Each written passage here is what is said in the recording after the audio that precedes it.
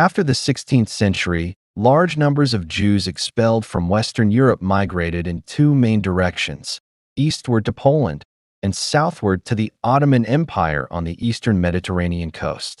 In fact, as early as the late Second Temple period, Jews had already begun moving northward, traveling along the Black Sea routes.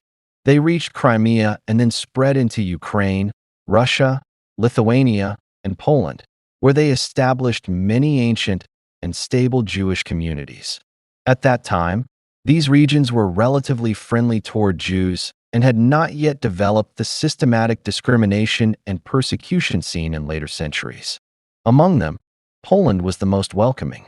Poland, from a refuge to the center of Eastern European Jewish life in the early Middle Ages, Poland was sparsely populated and economically underdeveloped. Its rulers welcomed Jews, many of whom had strong commercial experience, to settle there. Beginning in the 10th century, German Ashkenazi Jews gradually migrated eastward, forming the foundation of early Polish Jewish communities. To attract even more Jews, Polish rulers even issued decrees protecting Jewish rights.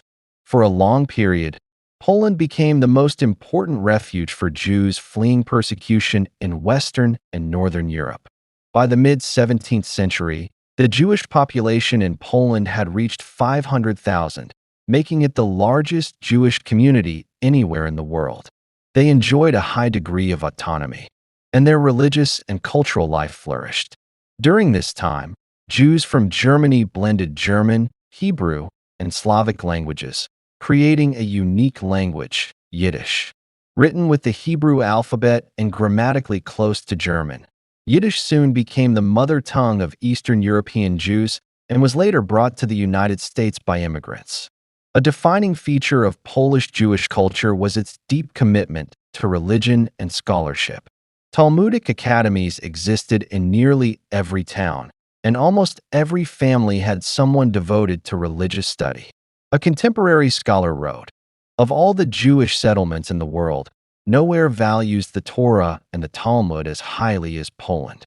However, this prosperity did not last forever. 1648, disaster strikes, the Khmelnytsky Uprising. In 1648, Ukrainian Cossacks launched a revolt against the Polish nobility. Jews, positioned socially between nobles and peasants, rulers and the ruled, were viewed as agents of the nobility and became targets of mass violence. Within just 2 years, about 100,000 Jews were killed. Hundreds of Jewish settlements were destroyed. Survivors fled in all directions. Some moved westward back into Western Europe. Others traveled east into Tsarist Russia. By the beginning of the modern era, there were about 3 million Jews worldwide, half of whom lived in Eastern Europe. After the three partitions of Poland in 1772, 1793, and 1795, most Polish Jewish communities were absorbed into the Russian Empire, forming the basis of what would later be known as the Pale of Settlement. The Ottoman Empire, a tolerant haven in the East.